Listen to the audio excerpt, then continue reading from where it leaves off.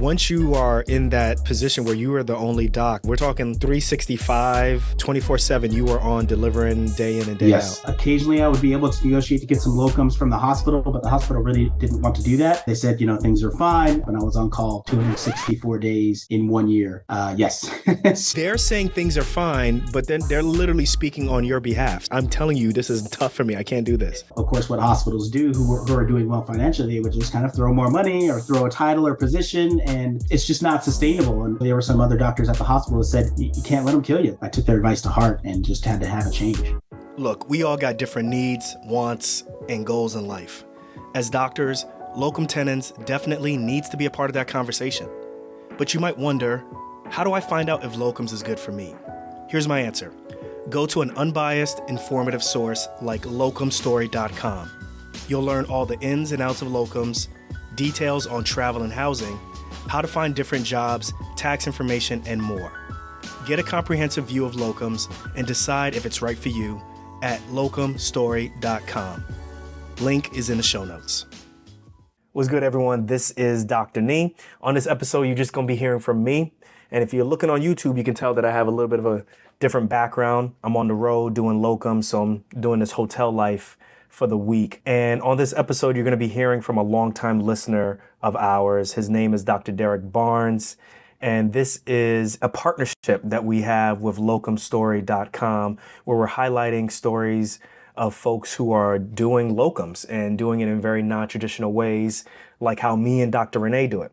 Now, Dr. Barnes is an OB doctor. He's an OB hospitalist, which means that he handles all of the obstetric issues that occur in the hospital for a certain period of time. And that may be for a 12-hour shift, it may be for a 24-hour shift, but either way, he knows when he's on and then he knows when he's off. And he performs this in a way that is in fashion with locums, which means he gets paid as a 1099. You're going to hear multiple iterations of this. But before we get into that episode, I wanted to talk about my experience working as locums and why I decided to do this. And very quickly, earlier today, I had a conversation with a really good co-resident of mine. We were actually co-chiefs for a short period of time together. And he's been working on his own right now for close to about 13 years. And he's considering going completely locums or wanting to be paid as a per diem. And he's asked me for my opinion as to why one versus the other, what's the benefits and my thoughts. And he was asking, what's the perfect structure for locums? What's the perfect structure for, going 1099? Should you do an S Corp, an LLC? A lot of this technical jargon and lingo that, can sometimes hold up people from making the right decisions. And the reason I'm bringing this up first is I told him, I was like, look, listen, whatever decision that you make doing locums, or whatever decision that you make to go into independent contracting, doing things on your own, there's a point where that stuff doesn't matter. The key things is that you got to do the foundational work, the mental work to decide how is it that you want to work? Do you want to work in a fashion where you create your own schedule? Do you want to work in a fashion where you are kind of taking care of some things that you may not be used to taking care of? Creating your own schedule, finding your own medical malpractice possibly, finding your own health insurance possibly, arranging flights, dealing with credentialing. To a lot of people, that might be daunting. For someone like me, and also depending on how strong of the push to go into locums you may have, you may be saying to yourself, yeah, I will deal with that. And, I was finally able to reach a point where he understood what I was talking about, because I said to him, I was like, listen, if you want to work as a per diem, that means that you're going to stay as a W-2, and there are benefits to that. And if you want to do 1099, there are other benefits for that also, but you got to be really clear as to what you really want. So I told him about my story. So I'll tell you guys about my story. So back in 2017, so we're talking now 6 years ago, I went 100% full-time locums. I was working at a hospital, I was employed, and that means, I would give a general dates as to when I wanted to have some time off, based off of when other people could work. They would let me know if I got those days off or not. But it was a typical employed gig. And I would work this job, and I had got health insurance. I got my medical malpractice taken care of. All of those different things, it was all taken care of. It was a traditional job. And after a while, I have to be really honest with you. I'm sure you guys have seen those TikToks and those, you may have seen on Twitter, whatever, and maybe even Facebook. You may have seen these reels where it shows someone sitting in their car and literally having to do like a Jesus praise dance or like a come to Jesus meeting discussion where they have to hype themselves up and pray and make sure that they can get it through the day without either exploding, blowing up, cursing somebody out. And it seems funny, but we all kind of understand that meme because in some form or fashion, we've either seen someone do that or we've been there ourselves. And it came to a point at 2017 that I was at that point. Like I was sitting in my car, giving myself a pep talk. Yo, Dr. Nee, you're gonna have to get through this day. Make sure you take a deep breath if someone says anything crooked to you. You guys have been there. You know what I'm talking about. And it came to a point where I just said, you know what? I need to change something. And it's probably my working situation. And in 2017, I made the big jump. And I'll tell you right now, like the biggest thing for me was the Monday morning quarterbacking. If you're in surgery or if you're in a procedure-based specialty, you know what I'm talking about, where you are taking care of someone and you may be handing off that patient to somebody else, or in general, there's an opportunity to do some review of your cases and someone may say, hey, I did this differently. And depending on how they critique, the critique can be, critical, where it's just, this is good critique, or it could just be, it could feel like you're being targeted. And it came to a point where I felt like I was being targeted, like who I operated on, who I didn't operate on, why did I admit versus why didn't I, admit to another service. And like I said, some of this stuff is par for the course because it's surgery. And then in some other aspects, I felt like it was above and beyond. So it was at this point that I just decided that, I'm on edge at the time. I need to kind of separate myself. And I decided to go locums. And also at the same time, I'm going to let you know that when I decided to go 100% locums, that means working on my own. That means arranging my own schedule, getting my own hotels, getting my own flights and doing credentialing. And depending on where I worked at, even getting medical malpractice, which isn't too bad, actually. Renee was 6 months pregnant. I'm going to say that again. Renee was 6 months pregnant, and it came to a point where I decided that I was out. I'm leaving. And, I went to healthcare.gov. I found an insurance plan that was very similar to what we had. And as a matter of fact, we were able to transition to a health insurance plan that Renee was able to keep her doctor. We were able to keep everything basically the same. And there really wasn't any interruptions whatsoever in her OB care. That was our number one priority, was to make sure that we have something that was very similar to what we had. And we were able to do that. Also at the same time, in January of 2017, we had just paid off a total of $620,000 of student loan debt. That took us about 3 years to take care of that. But the timing was right on time with that. That changed the mathematics of a lot of things for us. That meant for us that we could take a lot more chances than maybe the average couple. Definitely the average couple that is pregnant and wanted to separate themselves from their employed position. And then also at the same time, that same year, we were thinking, okay, once this baby is born, we're going to be moving back to Jersey. We want to be close to family and so forth. So what I ended up doing was working as an independent contractor with the same hospital that I just ended my contract with as a W-2. So I was working there as a W-2, and then at the end, once January hit, I started working there as a 1099. And that really was a game changer for me. I decided when I was going to work, I was a lot more efficient. Maybe instead of working 21 straight days, I can do maybe 7 days here, another 3 days there, another 5 days here, and basically put it together in a way that worked better for me as well as for my family. That really helped a lot. I was able to get my own retirement plan, and I was able to transition everything from the work retirement plan into my own retirement plan. We call that, like a 401k plan or even an independent retirement account. And I can talk about this on other episodes, but I'm just letting you guys know some of the things that may concern you or may force you not to consider going into locums. I'm just kind of addressing some of the things that may scare you. At the hospital that I was working at, they took care of my medical malpractice, so I didn't have to worry about that. But that may not be the case at all places. But if you had to purchase your own medical malpractice, trust me, it's really not that difficult. So I did this for about a year and a half, right? So roughly around 2019, I did that for about a year and a half of just 100% locums. We even had another child with the same type of health insurance. And when I tell you we went to healthcare.gov and we found insurance plans and they made it very easy, they made it very easy. And it became a tax deductible item for our income in relation to our taxes. So for me, when I am talking to folks about why I went 100% locums, there's the quantitative things, right? Like the salary, better amount of days that you can have off. But there's also the qualitative aspects that you may not be able to really show in numbers, but in terms of my blood pressure, my level of anxiety and so forth, that was something that, bar none, you can't beat, right? Like having complete control over my work schedule for me is key. That's been me always. Anybody who knows me knows that I'm a 100% control freak. And whether that's good or bad, it doesn't matter. I recognize that about myself. Being able to control my schedule is where my comfort zone is at. And being able to say no was also important to me. You know, whatever hospital it is, and I'm working there as a locums, if they ask me to do a day, let's say, for example, they want me to work on my kid's birthday. Well, if I can't do that, if I choose not to do that, I just say no and that's it. I don't worry about repercussions. I don't worry about any of those things because it's a very transactional type of relationship. They give me a date that they need me to work and I say yes or no if I can't work or not. I look at it almost like I'm a plumber and the hospital needs plumbing work done. If they ask the plumber to come on a certain day and the plumber's not available, guess what? The plumber's not available. So saying no was another important aspect or factor for me as to why I went to locums, and I've stayed this way for close to 6 years now. I was able to now work when I want to work, and when I didn't want to work, I didn't want to work.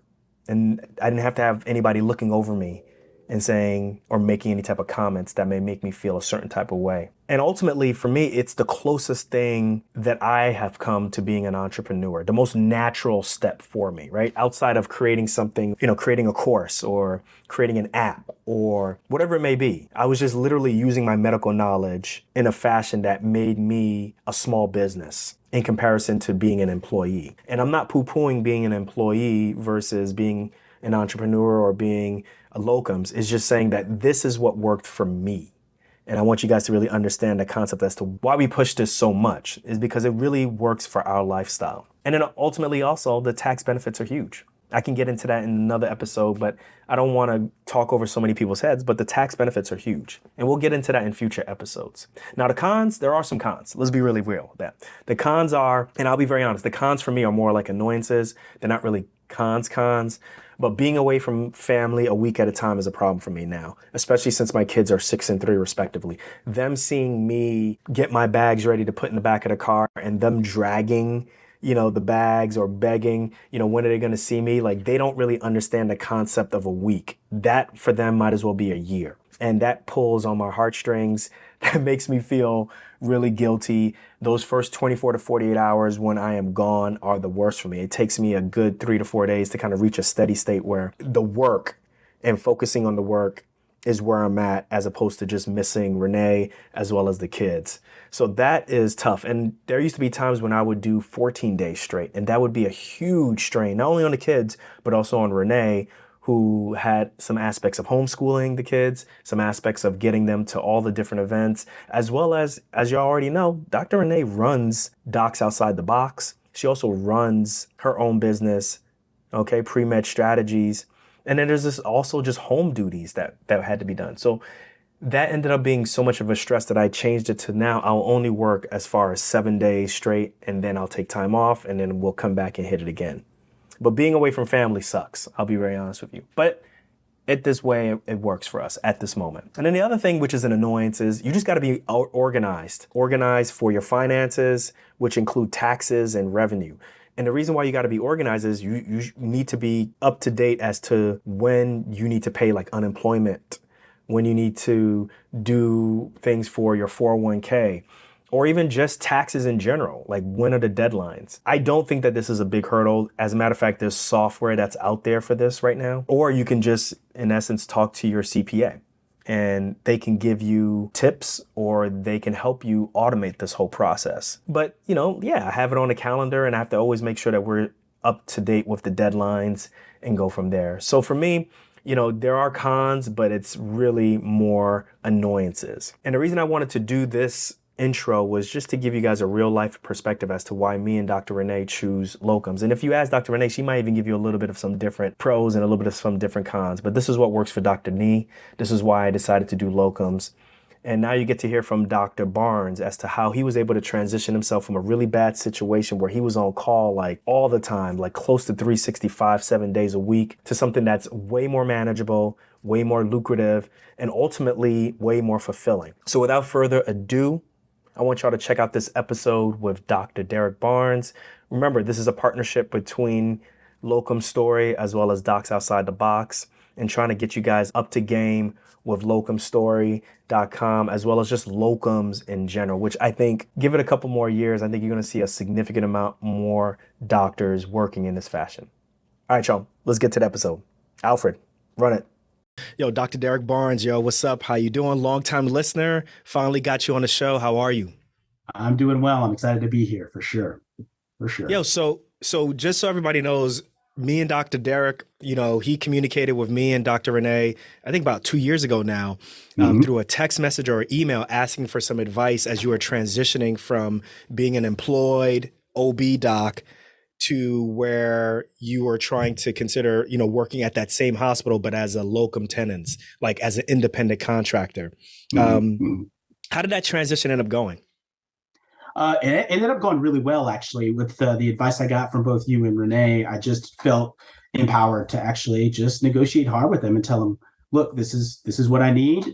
You can take it or you can leave it. And it actually ended up working out really well in the end. So it was a big boost for me, being newer to the negotiating this position, to be able to go back from a position of strength and say, you guys can take it or leave it on the commodity, and you're the one who needs something here. So. So how far in your career did you make this transition where, you decided to just, kind of work on your own? Talk to us about that. Yeah. So I started doing locums probably about 5 or 6 years out of residency. And that was just a one-off occasional weekend kind of here and there. We relocated to California, which is my home state. And that was probably about 8 years in. And I just found that, to have more control over my schedule, to have control over where I worked, that transitioning to locums was going to be the best for me. I couldn't find an employee contract that was going to fulfill everything that I needed and wanted, and so decided to go the locums route, and it worked out pretty well for me. What do you need? What do you want? Like for real, like let's put out, because I think sometimes we talk like in the space, like this is what I need, what I want, but like I want to put your feet to the fire. What is it that you want? Talk to us. Yeah. So in the position that I was in, it was hard to schedule time off. I was literally the only doctor doing OB in the small rural county. And I would try to explain to them, like, look, this is a unique position. You really need to kind of restructure how you do things like time off, how you do schedule work and those types of things, because I was really facing burnout. And they weren't really willing to negotiate with me. And so what I need is to be able to spend time with my family, travel when I want to, work hard when it's time to work, because that's important. I enjoy my career, but I've got to be able to control those things, and those things have to play off of each other. And when someone else is dictating what you can do and when, it's difficult to kind of fulfill those needs that I want. So you were like the only OB in this one town, or did you have a partner? I was. So I was recruited. It's my home state of California. I was recruited there as an employed doctor. There was one other physician who was in the community, and he was just having some issues. And so I was there, recruited to kind of help him.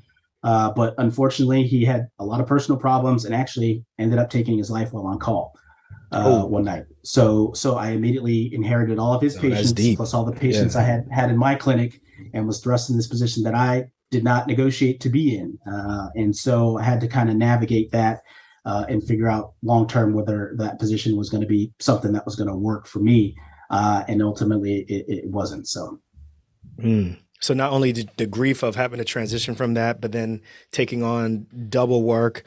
Once you are in that position where you are the only doc, we're talking about like just so people understand, we're talking 365, right? 24/7. You were on delivering day in and day out. Yes. For a time, occasionally I would be able to negotiate to get some locums from the hospital, but the hospital really didn't want to do that. I'm not sure why. They said, things are fine and those types of things. But I think I counted up and I was on call 264 days in 1 year. Yes. So they're saying things are fine, but then they're literally speaking on your behalf, saying that, oh yeah, Dr. Barnes is fine. Like, I'm telling you, this is tough for me. I can't do this. Exactly. And I was willing to negotiate. I said, I can go part-time. If you need to hire someone else, I can scale back a little bit. They would, of course, what hospitals do who are doing well financially, they would just kind of throw more money or throw a title or position. And it's just not sustainable. And unfortunately, there were some other doctors at the hospital that said, you can't let them kill you. That's that's not the way to go. Don't look at the money and say this is great. It's just in the long term, it's not going to be worth it. And I took their advice to heart and just had to have a change.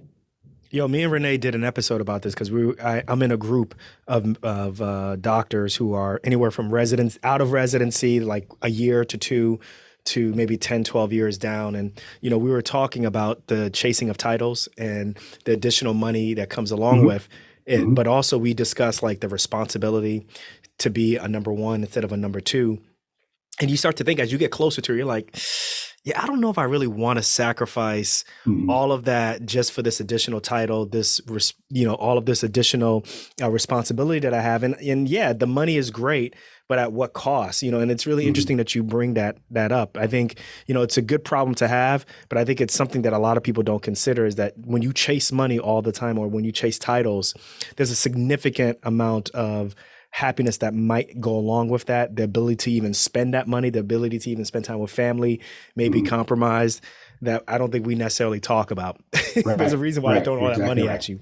You're exactly right. You're exactly so right. Let's take a quick step back. Let's talk about med school. Like, where'd you go? Where'd you go to med school? Where'd you go to residency? And then where in California did you grow up and all that? Yeah, so I grew up in Monterey, which is on the central coast of California. A small town, but just wanted to see a different part of the world. And so I actually played 3 sports in high school, got recruited to play football, went to Brown University as an undergrad, spent a year in New York doing some research, just kind of figuring out that, make sure I really wanted to go to medical school.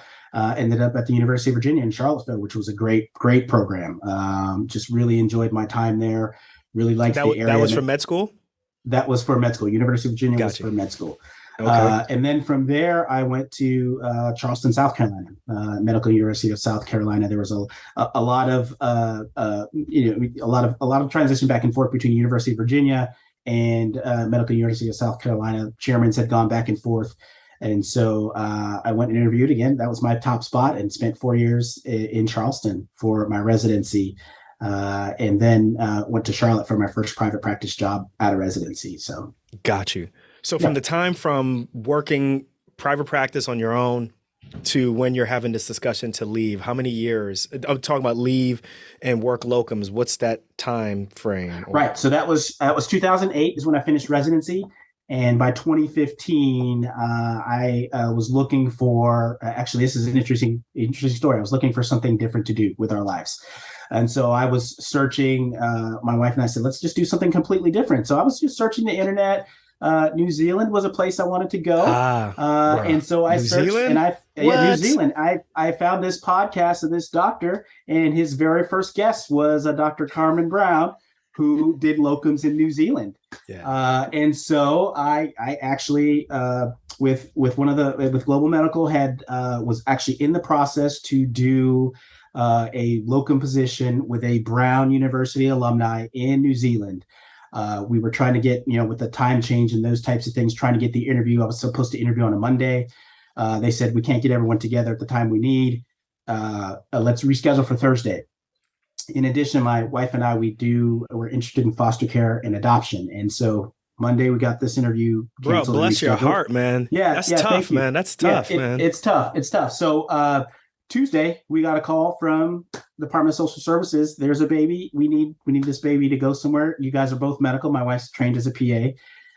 Can you take him? And so we quickly transitioned. We took this baby. I said, I would love to come to New Zealand, but I can't do that with this high needs foster baby. We don't know what's going to happen with him. He had a lot of health needs. And so had to transition again. New Zealand was out at the time, but then started looking for what we could do in the States. And so I took this job in Northern California. I wanted to get back close to home. This was this rural job that I went in 2015. And it was supposed to be great. Minimal days of call. You can build the program how you want.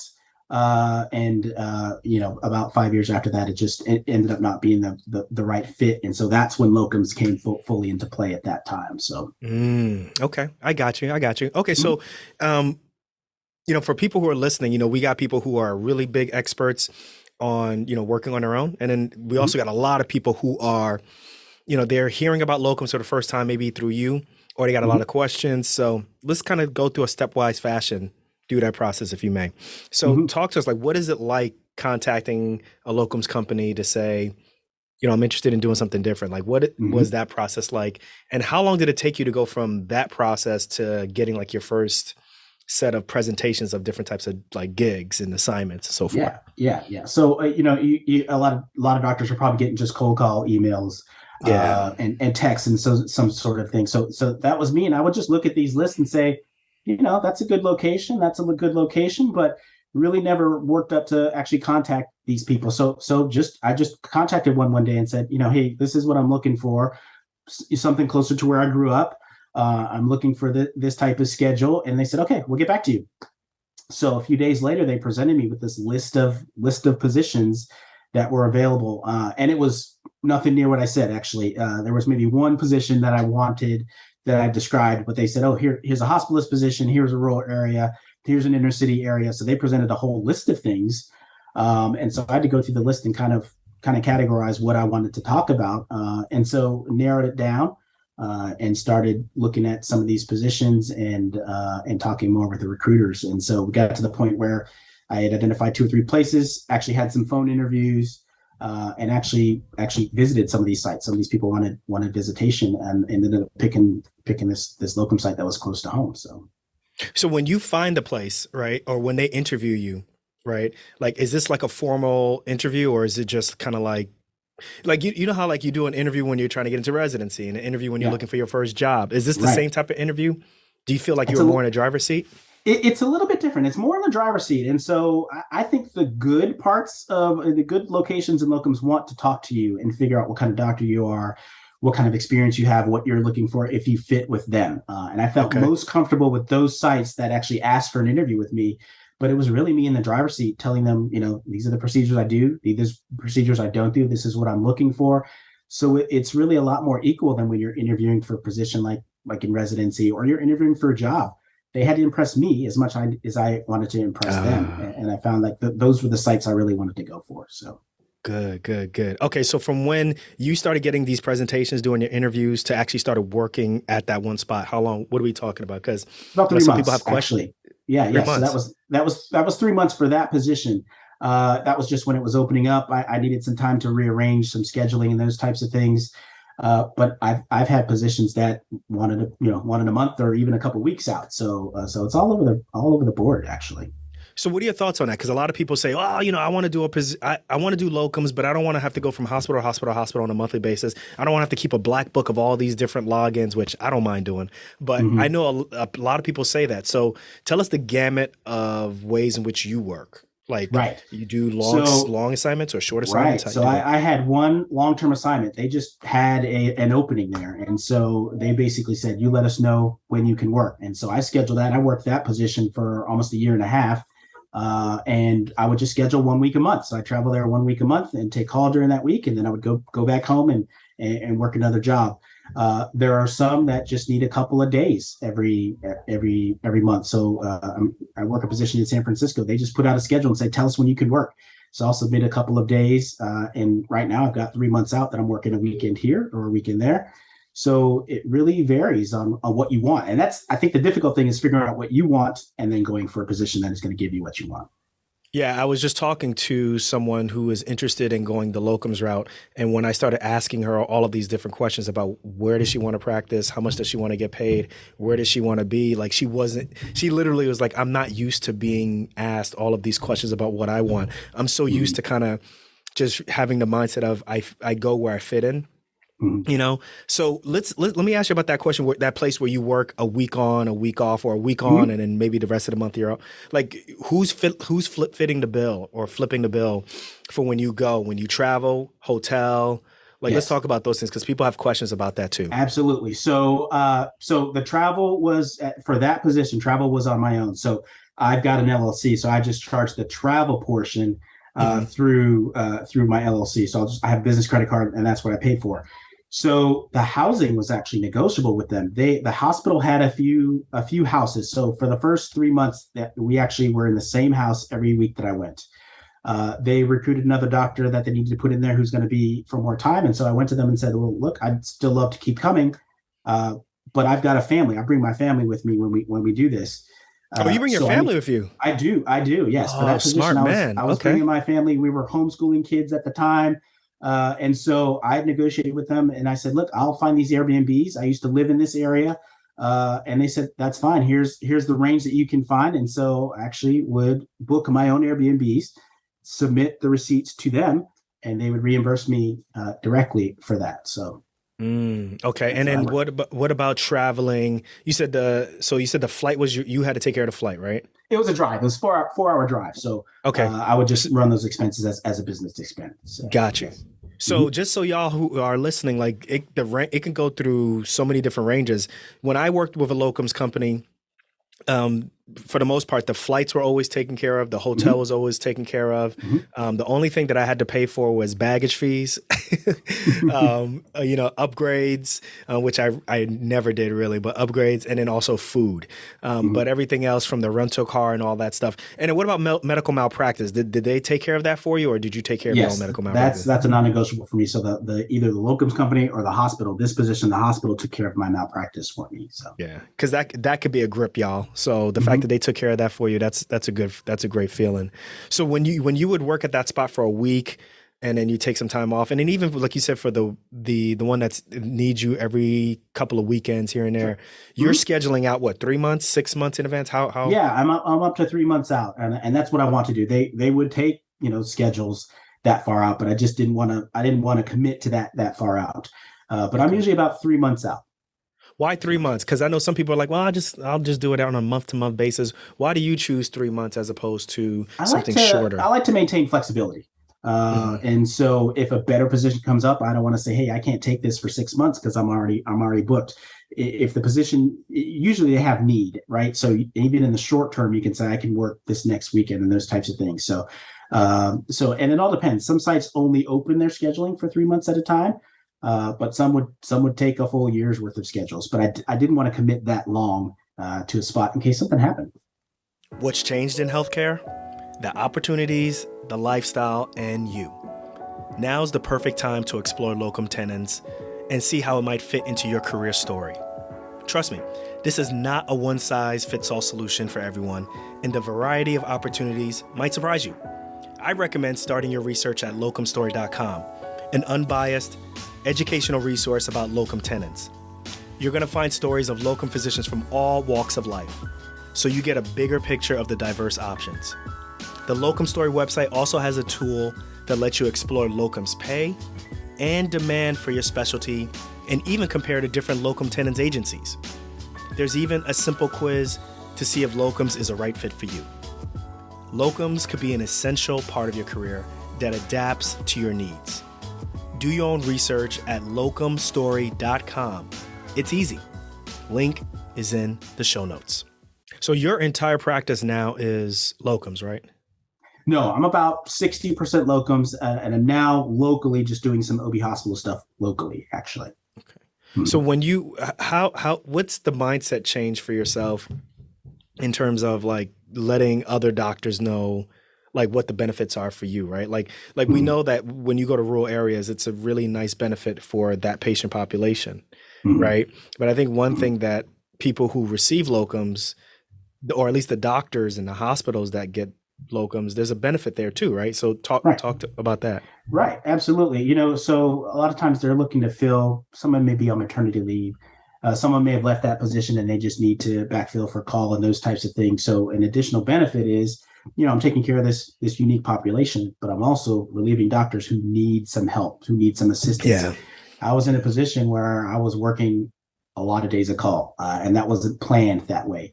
And so I tried to negotiate with the hospital and say, hey, I need some locums, I need some relief. They were sort of on the fence about that, but once those doctors came, I felt that relief. And so a big thing for locums when I'm doing it is I know that I'm relieving some of these other doctors so they can have time with their family, so they can do things they like to do, and it prolongs their career as well. So I think that's an area of pride because I think sometimes some people, I think it's easy. Like, for example, if you go to a party, right, and people are like, so what do you do for a living? or what kind of job do you work? Well, I work locums, right? A lot of people sometimes, and this is changing a lot, but people will be like, oh, you do locums, right? Mhm. And I Mhm. think that nowadays, like everything has changed, right? There was an article that just came on the Wall Street Journal that talked about, your local doctor might just be a gig type of doctor, right? Who may be a locums type of doctor. But I think there's a point of pride of being able to offer somebody else, another doctor, that time off that they would not get if it wasn't for you, right? And I think there's also a point of pride in yourself for being able to be like, you know what, like I don't have to be like a master of everything. Like I could be really good at one thing. That's my passion, and I'm going to go after it. Because you sound just like Renee. Renee loves. She doesn't want to work all the time, but she wants to be able to be there and provide some time off for doctors or who else may need it, and then just as quickly as she's there, she's out, and Mhm. that's it. So that works for her, and it looks like that type of mentality works for you. But Absolutely. I'm interested. You're employed right now. You're saying about Mhm. 40% of your time is as an OB Right. hospitalist. Can Hmm. you tell the audience what is an OB hospitalist? And I want to Yes. know what the mentality difference is working when you're employed versus being self-employed or doing locums. Talk to us Right. about that too. Right. So as an OB hospitalist, I'm same thing. I'm backing up doctors. So I'm in the hospital for 24 hours at a time. Sometimes it's 12 hours in one position. But what I'm doing is emergency care for doctors who can't get out of their office. A patient's crashing. I need to take them for cesarean section. Or sometimes patients show up and they have no doctor. They're uninsured, or they just like the hospital, and so they show up without any local care. And so that's the role I feel as a OB hospitalist. I take care of these patients, or if a doctor calls me and says, "Hey, I just can't make it. Can you help me out?" That's the position I do there. So yeah, when you're doing locums, you may be covering the entire care. You may be covering clinical care in the clinics. You may be doing call with them. You may be doing surgeries for them, or post-op care, or pre-op care for the next person that's coming on, to that doctor that comes back. So that's some of the differences between OB hospitalist work and locums work. So, Okay.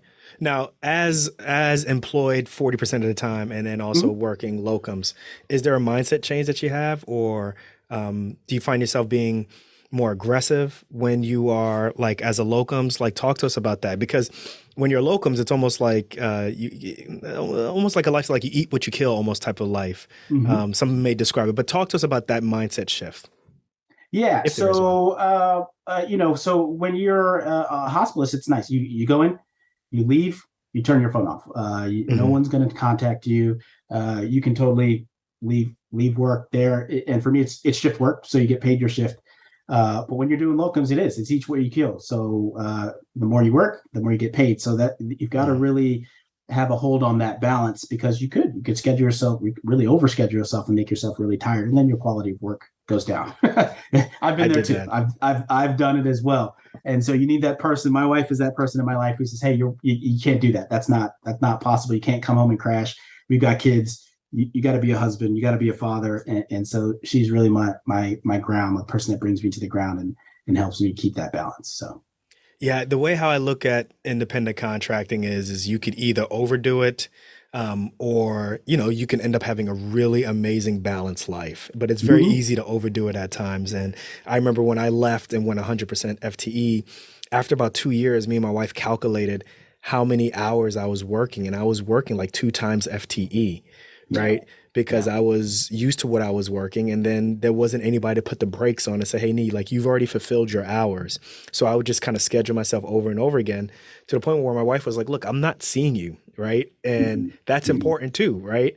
And just between me and you, I don't want her taking half my stuff, if you know what I mean, right? So I got to work on that relationship and make Mhm. sure that it works.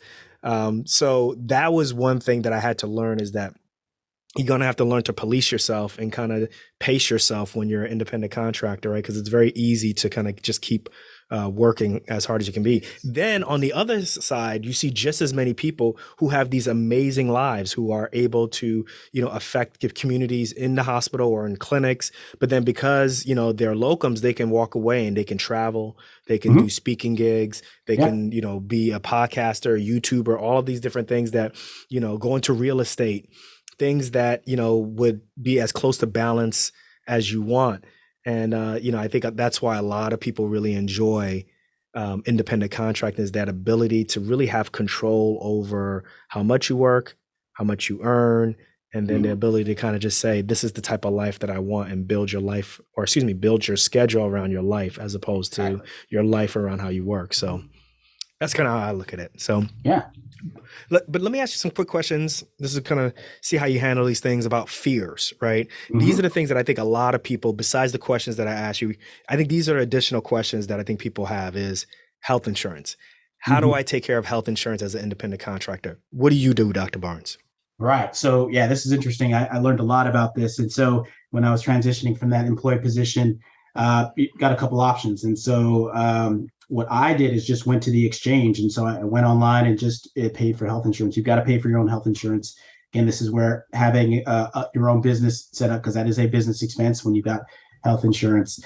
What I wish I had done is waited until the beginning of the year, because it's a lot cheaper when all the exchanges are doing new health plans, like when I didn't even know that. enrollment is. Yes. And I found this out the wrong way. And so I called in the middle of the year when I was transitioning, and they said, these are the two plans you can offer, that we can offer you right now. I can tell you it's going to be more expensive than, in January, October to January when open enrollment is, but I had no option at that point. And so I had to pay for it. And then when the new year rolled around, there were a lot more options. And so we went through just the normal health exchange that way. So if I had to do it over again, I would. So pay for it. You pay for it out of your pocket. You make sure that you have coverage for you, your wife, as well as your children. Exactly. And then I'm assuming at the end of the year, you give it to your CPA, and your CPA makes the magic happen. And exactly, it's a deductible for business. Yes, that's exactly right. Okay. So, and then I do it in New Jersey. For me, I'm sure it's just for you. You go online and they give you all of these different plans. There's like a silver plan. There's a bronze plan. There's a gold plan. And what we did is we compared it to what our hospital plan was when we were employed. And then we kind of were like, well, we're a little bit healthy. Do we really need like the Cadillac plan? And we ended up doing a high deductible health plan. That's exactly and that gave us some options that worked for us at the time. So, we're getting a little bit older in age. I don't know if that's going to work for us anymore, but we'll see. We'll see. I hear you. All right. The next thing is the next benefit that people get concerned about is retirement and savings. Like, how did you figure that out? Because a lot of people are like, well, if I work locums, who's going to, there's no HR person. How am I going to develop a retirement plan? What do you do in that situation? Right. So again, I've got a financial advisor who kind of has walked me through this, and in addition, just educating myself. So what I found is when you're doing locums, you're much more like a private practice doctor versus an employed doc. An employed doc has limitations on how much you can put away for retirement. You may get a match through your hospital or through your programs, which is always good. But as a locum, you can actually put away much more money if you structure it correctly for your retirement. And that was a big benefit to me. Because that is pre-tax dollars you can do. So there's lots of nuances that you can do, but there are some big benefits to being a locums or an independent contractor and doing retirement. So with the help of my financial advisor, set up my own retirement plan where same thing, that money goes into an account and then it comes out and goes to my retirement account. So it's automated. I don't see it.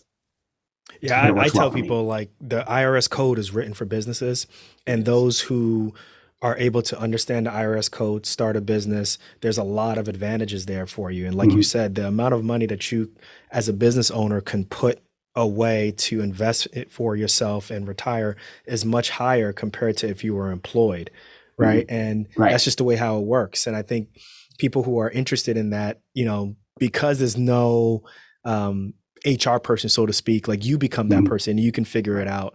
And there's a lot of resources that people can do to find this information. Absolutely. The last one I want to cover is working at too many hospitals, keeping track of all the logins. Talk to someone. What do you do? And what's your advice for someone who's worried about that type of lifestyle?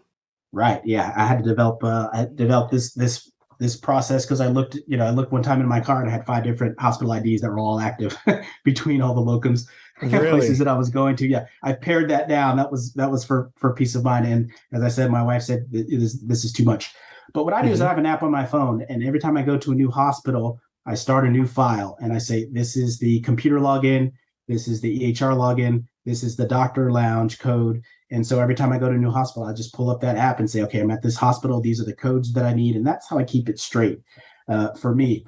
Every time I start a new locums position on my computer, I've got a file with that hospital name. And so all the credentialing goes into there. The malpractice certificate goes into there, and any additional information. Sometimes there are protocols that go into there. So I can sort of change my mindset by using my digital brain to keep all of these things straight. And it works well for me. But you got to develop a system.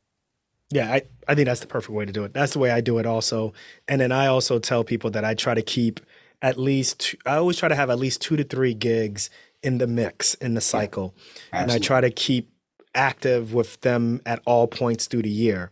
Mm-hmm. I don't have to give equal time to each one, but I got to give some of them attention, because if one falls through, I don't want to have to be struggling, right? Mm-hmm. So I want to make sure, or even if 2 fall through, I want to make sure that I have 1 always ready to go. So that's one thing. You don't necessarily have to be going to several different hospitals, but you at least want to have at least 2 hospitals that you're kind of going in between, so that, if something fails, you can always go to the other hospital. You just always want to have a backup plan. Absolutely. Or if you don't have that, just always make sure you have not a lot, but make sure you have a good amount of emergency savings, so that you don't get desperate.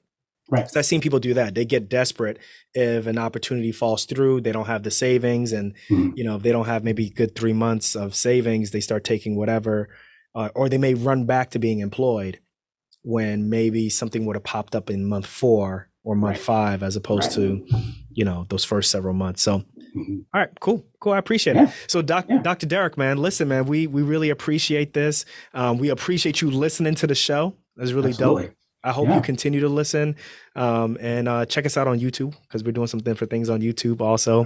All right. But listen, if someone wants to get in contact with you, is there a way that someone can get in contact with you, ask you any questions, or they could also let us know and we can forward it to you? But what's the best way? Actually, instead of all that, forget all that. What's the last piece of advice that you would give? What's the most important piece of advice you would give someone who's considering doing locums? Scrap the other question. Forget all that. Yeah. Anyone considering locums, I would say, if you could imagine a position where your life was perfect, your work was perfect, your time off was perfect. If you can imagine that, then locums is for you. If you are in a position where you're like, this is the best ever, I love my job, I can't imagine doing anything else, keep doing what you're doing. But if there's anything in your job that you can say, I wonder what it would be like to do this, or to work in this area, or to work like this. Maybe it's rural, maybe it's inner city. Locums is for you, because that position is out there. You can create it. You can find it. It requires a little bit of work, but it can be done, and it can be very fulfilling. Worst case scenario, go back to your other, to your regular job, right? Yes, that's true too. That's the way I look at it. Yeah. I figured I scrapped the last question, because how many people, I always ask people to give how to get in contact with them, and nobody ever does, and it's just a waste. So just give some pearls of wisdom, which we definitely appreciate. So Dr. Derrick Barnes, longtime listener of Docs Outside the Box and OB hospitalist, as well as Locum Tenens Doc. We appreciate you, man. Thanks for coming on the show, man. Thanks for having me. It's been great.